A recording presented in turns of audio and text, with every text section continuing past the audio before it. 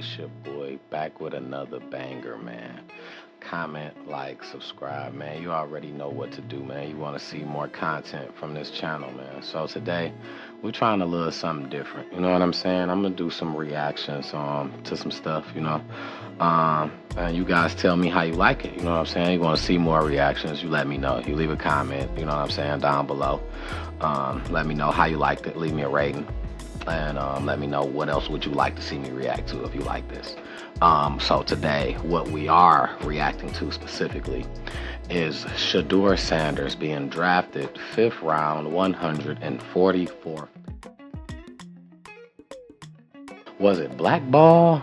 Or, well, we can't necessarily say blackball because he made it, right? So were they trying to teach him a lesson? Or was it for the ratings? Did they do this for themselves? Now, according to the NFL, the ratings on day 2 and day 3 were higher than they've ever been previously. And that has a lot to do with people wanting to see Shedeur Sanders get drafted. Now, him being drafted at 144, 5th round, I feel like is insane. He was ranked the 16th best quarterback and QBR ratings. So I think that puts him up there with some of the elites.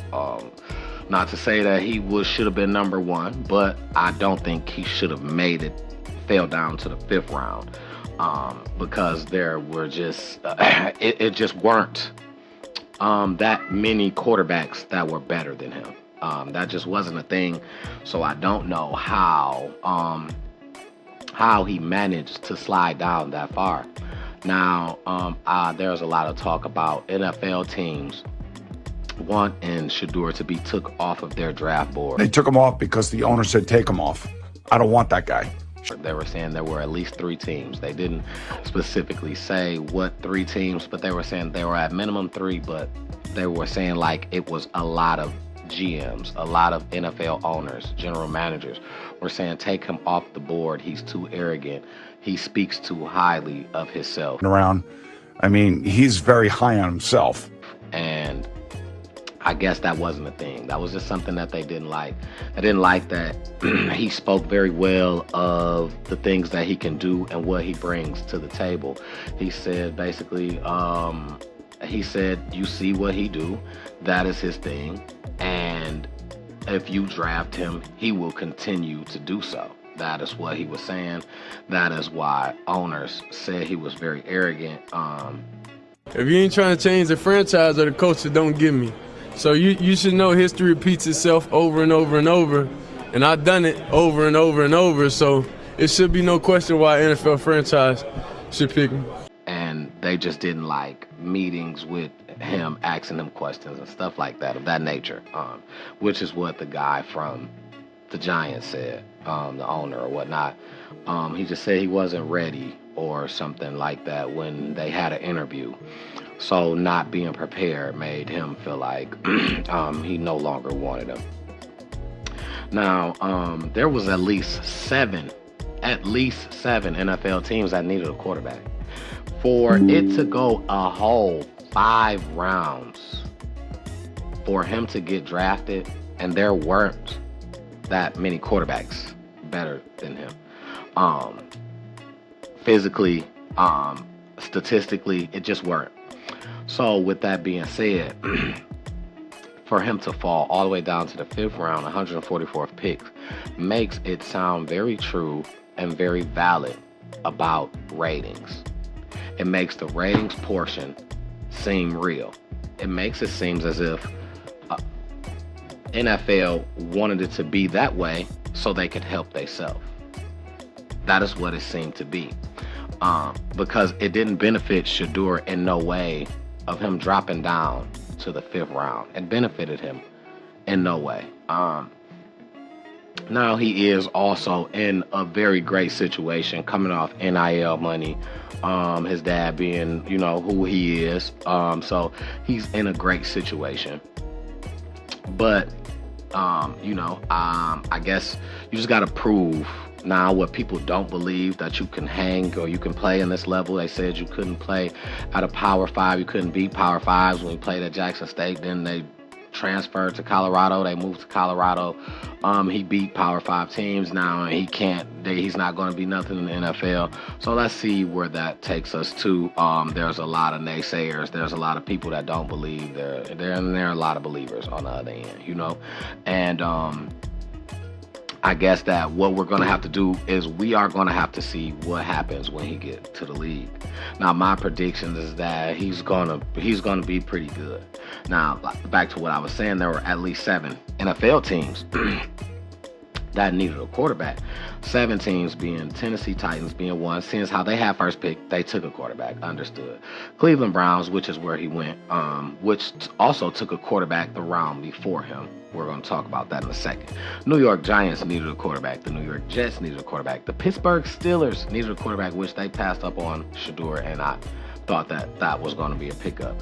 Las Vegas Raiders, I felt as if by Tom Brady having something to do with the ownership there, and he worked with Shedeur personally. I know he has some stuff to say about how he kind of wanted him to just get more reps or just do more work and stuff. Maybe he thought Shedeur was celebrating too early when they beat TCU on the win. You know, he thought that he should get back and get back in the lab. Let's do more work. You know what I'm saying? It's never over. There's never too much work to be done.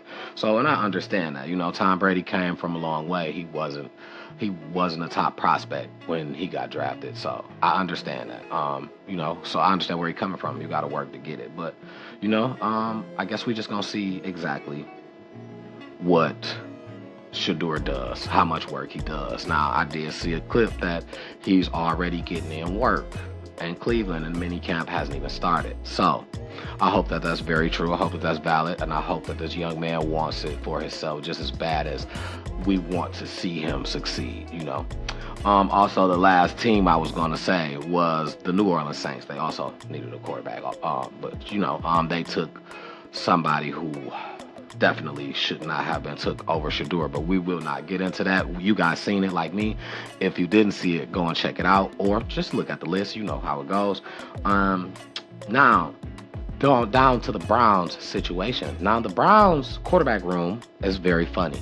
The Browns have 5 quarterbacks in their quarterback room. Deshaun Watson, which he's on his 2nd Achilles injury. So the thing about that is Deshaun Watson might not see another down for the Cleveland Browns. And I can understand. They have Joe Flacco. He's 40 years old.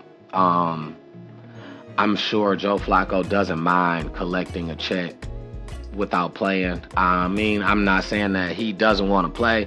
He's a competitor. He definitely had a great season when he stepped in for those guys and won about 4 or 5 games in a row, if I'm not mistaken. So I'm sure he's not opposed to playing, but the thing is, I'm sure he wouldn't mind collecting a check and just staying on the roster either, you know. They got Kenny Pickett, which I personally feel as if Kenny Pickett reached his ceiling. He is the best that he's going to ever be, and that's not really good. And that, you know, that's just my opinion. I feel as if Kenny Pickett reached his ceiling, so he will at best be a backup, 2nd string to 3rd string. But that doesn't mean that him starting off the season, because you were here, you starting off as we're looking to see what you got. You're going to get reps. You may be announced as the person that's competing for the number 1. You may be announced as that, you know, the competitor. Joe Flacco may be announced as the starter.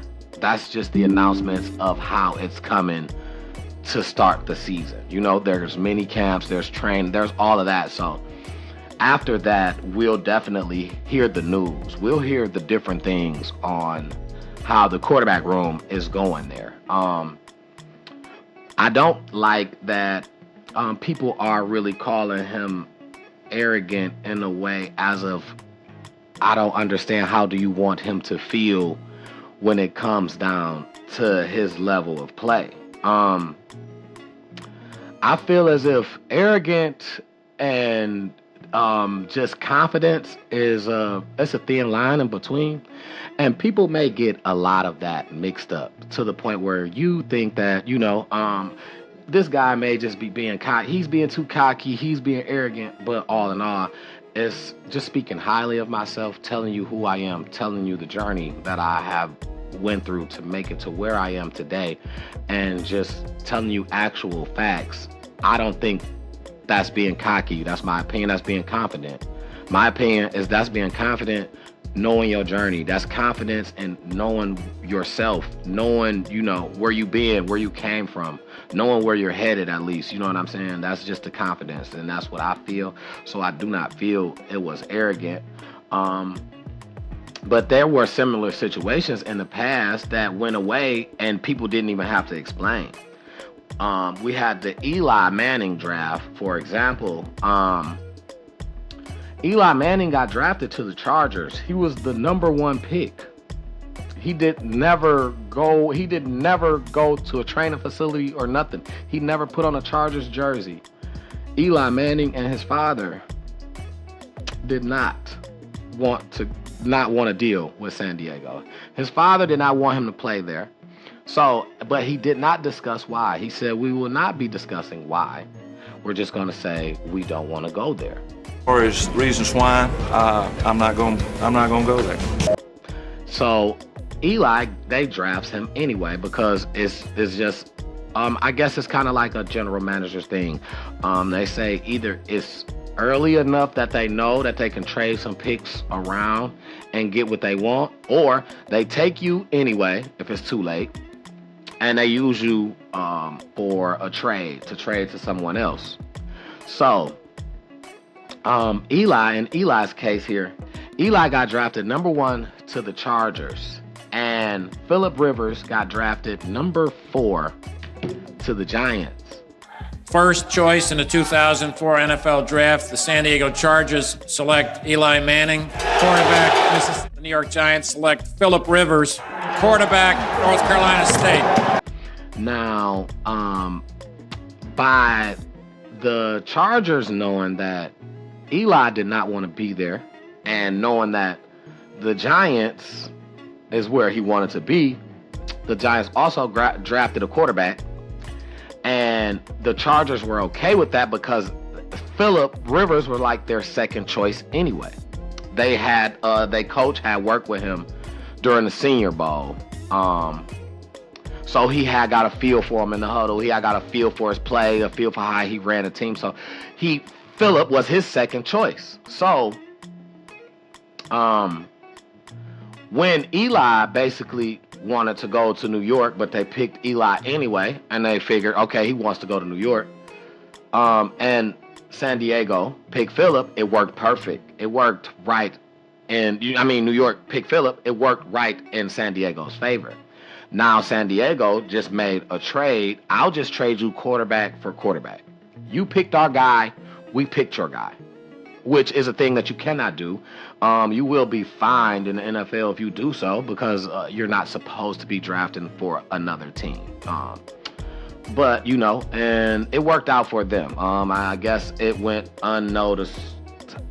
So they were able to work it all out and get by just fine. You know what I'm saying? But nobody talked about it. Nobody never addressed it as a problem. Nobody never said like, hey, yo, you know what?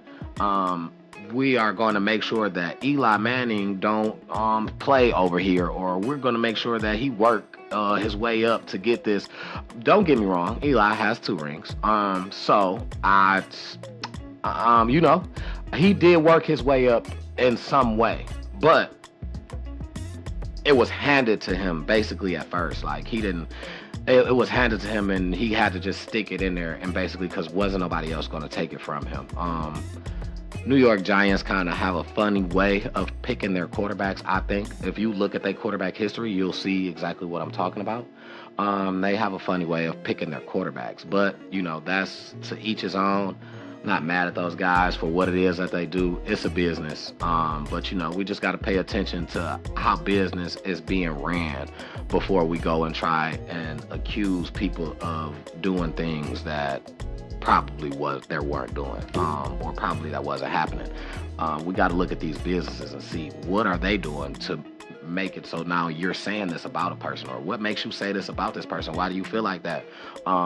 Did this person do something to you? Or, I just feel like businesses are trying to bash and make it seem like people are trying to bash them, so they bash the people, especially in entertainment like that, right? So that's very important that we support our people, which brings me to this situation.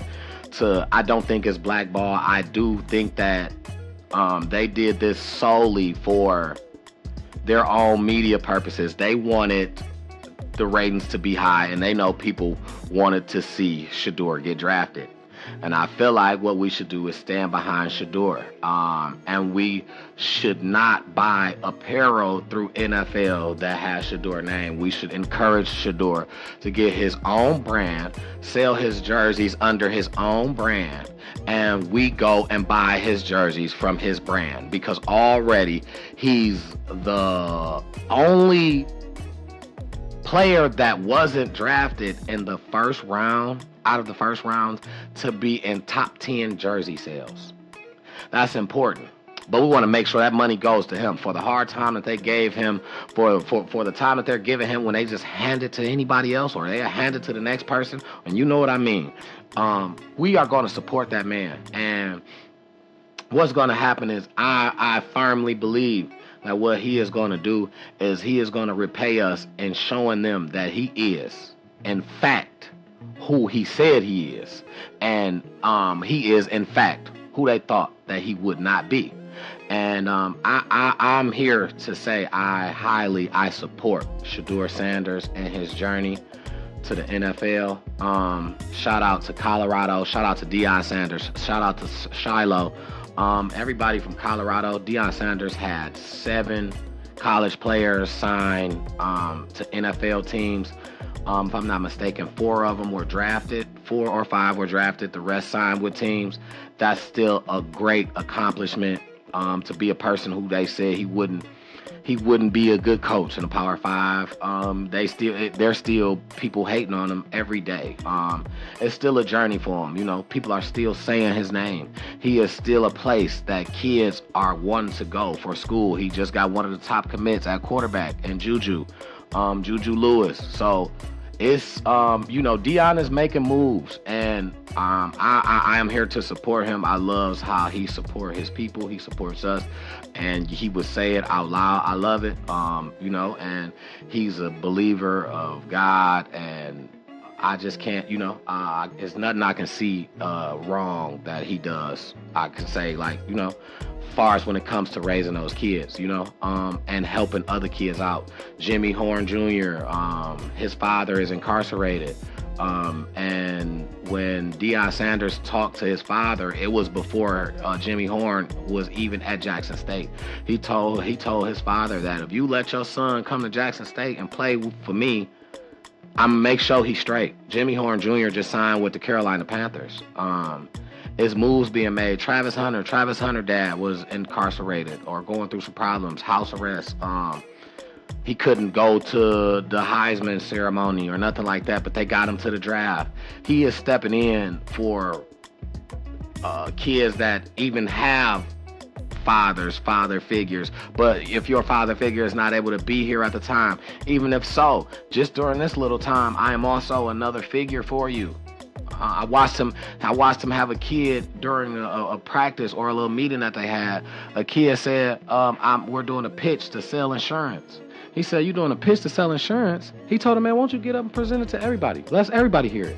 He started going. He stopped him. He said, whoa. He said, wait, now you're doing a good job. He said, but what I want you to do now, he said, I want you to pick 3 people in the room. That's who you make eye contact with. Work the room. He had to walk around, make eye contact, pitch his sales for his insurance company. It was just, he's a person that really genuinely cares. He cares about the next move. He cares about what you do. He said it's not just about football. We will all love anybody who put some shoulder pads and a helmet on and stepped on that field and had any kind of success. We will all love to put that helmet on and do that for work and get paid for it. We would love to do that every day. But the thing is, ideally, realistically, everyone can't. everyone just can't have that job. So you have to have something else that you can do, something else that you want to do, something else that you like to do, something else that you can fall back on to live off of. And he makes sure of it. He makes sure that his kids also have a backup plan. You know, you're good at something, you're good somewhere, and he makes sure of it. And I love it. I'm here for him. I'm here to support the whole Sanders movement, and I just really hope that you guys kind of feel the same way. I hope you can kind of understand where I'm coming from. I mean, if not, just leave me a comment. If so, still leave me a comment. Let me know how you guys feel about the Sanders situation, and what do you think of the whole slip down to 5th round, 144th pick? What do you think that was about? Why do you guys think it happened? You know? And this is just one of my reaction videos, my very first one, you know. Thank you guys.